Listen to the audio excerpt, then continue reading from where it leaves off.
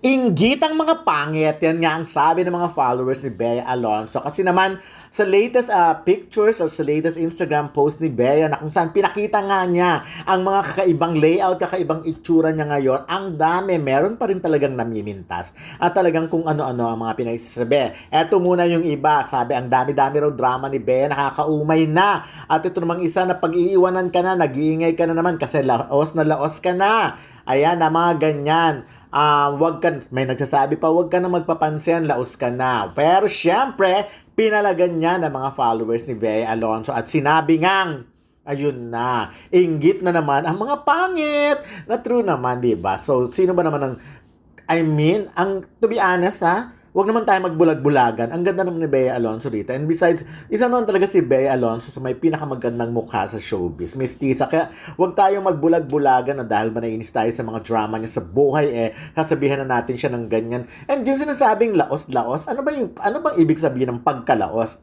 'Di ba? Parang sa panahon ngayon ba, ano ba ang definition niyo ng laos? Kasi, ang alam ko, may mga project pa rin naman si Bea, 'di ba? So, at kung pelikula ang pagbabasihan, wala talagang walang kumikitang pelikula. Ang mga last na kumitang pelikula ay yung last year pa, Metro Manila Film Festival. And after that, wala na. Yung sinasabi nila yung kay Tony Gonzaga daw at kay Pepe Herrera kumita. Pero hindi pa rin yun ganun Iba talaga. Like today, naglibot ako sa sinehan, wala na namang nanonood ng mga local movies. Talaga ang pinapanood lang nila ay Hollywood. So ano bang definition ng laos, diba? At si Bea, hindi naman siya nawawala ng project sa GMA. Not for anything else, hindi sa pinagtatanggol ko siya. Wala naman akong ano sa kanya. Kaya lang, marami kasing mga netizens, marami kasing haters or bashers talaga, ang talagang walang pakundangan kung mamintas. Kaya naman talaga, yung iba, talagang pinapatulan din sila ng mga fans mismo ng Bea, ng mga nagmamahal kay Bea. Talagang sinasabihan sila na inggit ang mga pangit. So, yun ang ganti sa kanila. Pero ito na nga, tignan nyo, sabi nga, don't spread negativity on someone's page. Hindi ito news page that you randomly encountered. Block mo na dear kung nakakaumay na. Tama naman yun. Ikaw naman kung nasa matinong pag-iisip ka, ba't mo kailangan mag-comment dun sa wall ng ibang ng artista, no? Kung ayaw mo, naumay ka na, edi block mo, wag mong tignan. The fact na tinitignan mo at nagko-comment ka pa, alam nyo ba sa panahon ngayon, the more na marami kayong comment, maraming engagement, mas bongga yan. Like, ano ba naman ang pakialam ng mga advertisers hindi naman nila iniisa-isa ang mga comments dahil nakikita lang nila kung ilan ang comments na yan. So, 'di ba? So, mga ganun lang. Like ito, waging-wagi naman sa comments. So, yun lang sinasabi ko, nag-e-effort talaga. Parang punong-puno, parang sagad na sagad at punong-puno naman ng negativity ang pakiramdam o feelings ng ibang tao. Nagtataka lang ako bakit ganun, dapat marunong pa rin tayo mag-appreciate kahit galit tayo sa artista o hindi na siya masyadong bet. Dapat marunong pa rin tayo mag-appreciate. Alam natin i-appreciate ang kanyang ganda. And so far, I don't see anything wrong. I don't see any reason para magalit kay Bea sa point na ito. Kaya wala raw bago. May bago. Sa totoo lang. Mas fierce ang mga kuha niya dito, no? Parang no more, although syempre nag-pictorial na rin naman siya ng sexy pictorial. Pero aminin natin enough of yung yung parang medyo nawala yung pabebe mode, di ba? Ngayon, mas fierce, mas matapang, mas bongga, mas panalo. Ganon ang naging dating, So, and honestly, ang ganda ni Bea Alonso. May mga moments siguro na sobrang nangarag siya sa work at hindi masyadong naalagaan yung face.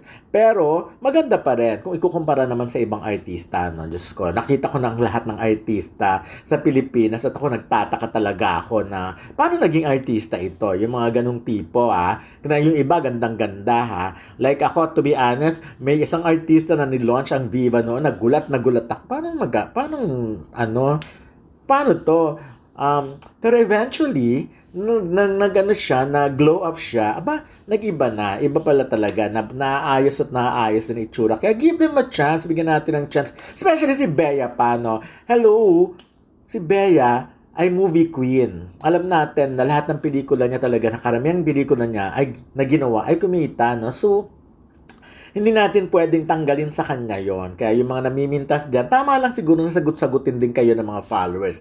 At in terms of followers, speaking of followers, nakita nyo naman ang mga comment ng mga kapwa-artista ni Bea. Get it, Bea. Be fierce. Take space. Eto, sabi ng isa, that's our CEO. Sabi ni Kay, ang sharap. Sabi ni Aubrey, o yon. Sabi ni Diana Chowa, iba pa rin talaga pag mukha ang labanan. Walang kupas. O yan, si Sara Labati ay sumigaw ng, Bea, ang ganda mo, so good. Ayan, sabi, napa-oh my, si Kailin Alcantara, napa-oh my G. At syempre, napawat at napawaw si Heart Evangelista. Talagang super tele. Actually, ang daming comment na nagsabing parang nakuha ni Bea yung peg ni Heart, di ba? Parang ganon yung naging dating. May mga angulo daw na akala nila si Heart. Siguro nga may ganon. Kasi di ba nung nag-short hair din. So, maganda naman talaga si Heart. Alam natin yan. Magkakaiba silang ganda. Pero syempre, sometimes depende sa nagme-makeup at nag-aayos. Pero ito talaga, ang fierce talaga ng dating ni Bea Alonzo sa mga pictures niya ngayon. Talagang pang cover magazine. And of course, tama yung mga comment na parang pang international, yung model ang dating. So, pumayat din kasi siya. At ang ganda-ganda niya, kaya naluloka ako sa mga nanglalait. Diyos ko, parang, nakita niyo ba si Bea in person? Kasi kung nakita niyo in person, hindi niyo sasabihin sa kanya yun. Kaya yun talaga yun. But anyways, ayan pa. So, perfection, of course, she'll be alright, especially the new you. I love this, sabi ni Aubrey Miles. Eto, so versatile. Only you can change or make major changes with how you look and still come out classy, full of zest and more beautiful. Sabi niya, ang ganda ni Bea dito. Ganyan dapat, Bea Alonzo. Eto naman, girl, gorgeous, the supermodel thing, energy vibes slay. Ayan, you're so pretty. May nagsabi na akala daw nila si Gretchen Barreto yon. Pero syempre hindi naman Gretchen. Alam naman natin na hindi ganun ang dating.